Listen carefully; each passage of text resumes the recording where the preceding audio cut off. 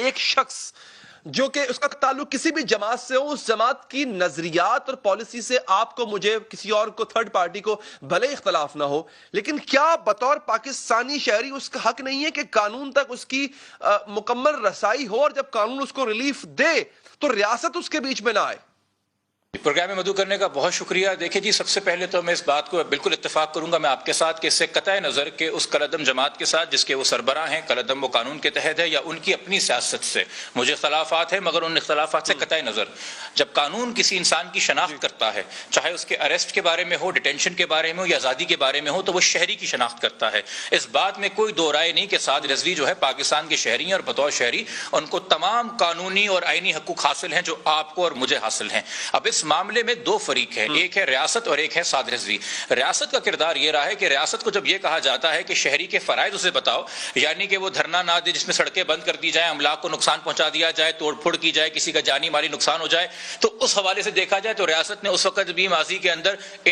اس تحریک کے حوالے سے یا اس پارٹی کے حوالے سے قانون اور آئین کو نظر انداز کرتے ہوئے معاہدے کیے، معاہدے کے تحت FIR نہیں درج کی، معاہدے کے تحت لوگوں کو چھوڑ دیا، معاہدے کے تحت کہا کہ آپ کو کسی بھی قسم کا جو نقصان ہوا ہے اس کی کوئی بھی بھرائی نہیں کرنی۔ اور اب جب حقوق دینے کی بات آ رہی ہے، جو کہ لاہور ہائی کورٹ نے کہا ہے کہ موجودہ جو ڈیٹینشن ہے سعد رضوی کی وہ غیر قانونی ہے، اس کے بعد فیڈرل ریویو بورڈ جس میں سپریم کورٹ کے ججز اور 2 ہائی کورٹ کے ججز موجود تھے، انہوں نے بھی کہا ہے کہ یہ لیگل ہے، تو ڈیلینگ ٹیکٹکس استعمال کیے جا رہے ہیں اور ان ایفیکٹ ان اسپرٹ قانون اور آئین کو نظر انداز کیا جا رہا ہے، تو نہ فرائض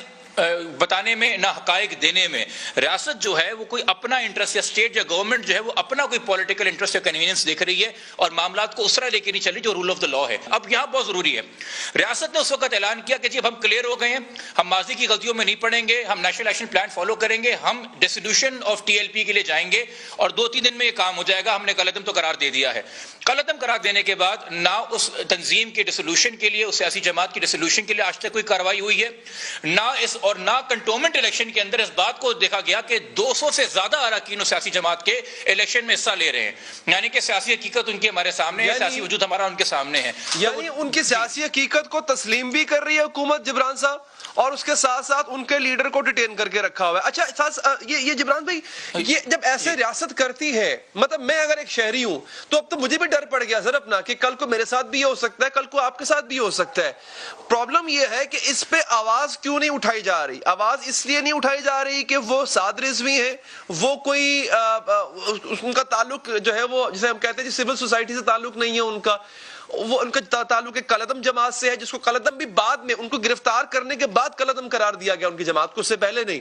تو ہم آواز کیوں نہیں اٹھا رہے اس بارے میں؟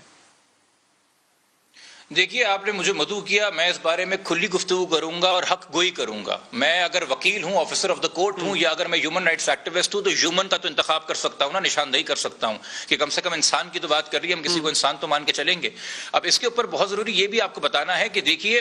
پہلے مینٹیننس آف پبلک آرڈر کے تحت 3 مہینے ڈیٹین کیا گیا، جب اس کو لاہور ہائی کورٹ نے کہا کہ اس میں مزید ایکسٹینشن کا کوئی گراؤنڈ نہیں ہے، تو اس کے بعد انہوں نے اینٹی ٹیررزم ایکٹ کے تحت 90 دن ڈیٹین کیا، اور جب اس کو بھی کہہ دیا لاہور ہائی کورٹ نے کہ جی یہ غیر قانونی ہے، تو بیچ میں جو ٹائم انہوں نے گین کیا ہے 1 اکتوبر سے لے کے ابھی تک، وہ یوں گین انہوں نے کیا ہے کہ جی جو مچلکے یا بیل بانڈز جمع کرانے ہیں، بیچ میں وہ فیڈرل ریویو بورڈ کا بھی فیصلہ آ گیا کہ یہ ڈیٹینشن انلیگل ہے، تو اس کے کیا کہتے ہیں مد کے اندر یہ ٹائم گین کر رہے ہیں، مگر ساتھ ہی ساتھ آج جا کے سپریم کورٹ میں ایک اپیل فائل کر دی، چونکہ ایک طریقے سے ریاست یہ بات بہت کلیئرٹی سے بتا رہی ہے کہ سعد رضوی کو فی الحال رہا نہیں کیا جا سکتا، چھوڑا نہیں جا سکتا، مگر ساتھ ہی ساتھ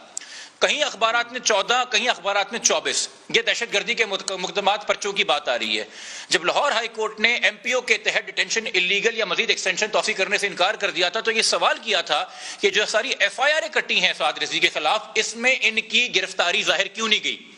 اس کے اندر ان کو فزیکل ریمانڈ یا جیل ریمانڈ میں کیوں نہیں دیا گیا، ان کے اندر چلان کیوں نہیں جمع کرائے جا رہے، ان کیسز کا ٹرائل کیوں نہیں ہو رہا۔ آپ ایک ایگزیکٹو آرڈر کی آڑ لیتے ہوئے ایک بندے کو ٹرائل سے دور بھی رکھ رہے ہیں، اس کے خلاف چلان بھی نہیں کر رہے، اس کے خلاف ثبوت اور گواہ بھی لے کے نہیں آنا چاہتے، مگر اسے ڈیٹین بھی کرنا چاہتے ہیں، ساتھ ساتھ اسے کالعدم بھی کہہ رہے ہیں، مگر اس کی پارٹی کے لوگ جو ہے الیکشن میں حصہ لے رہی ہے۔ تو یعنی کہ ہم مجبور ہیں اس پوائنٹ پہ آنے پہ کہ جب تک یہ جماعت یا اس طرح کی دیگر جماعتیں جو پاکستان کی ماضی میں رہی ہیں، کچھ کالعدم کچھ بغیر کالعدم، جب تک وہ ریاست کے بیانیہ جو بھی ان کا وقتی ضرورت ہو اس پہ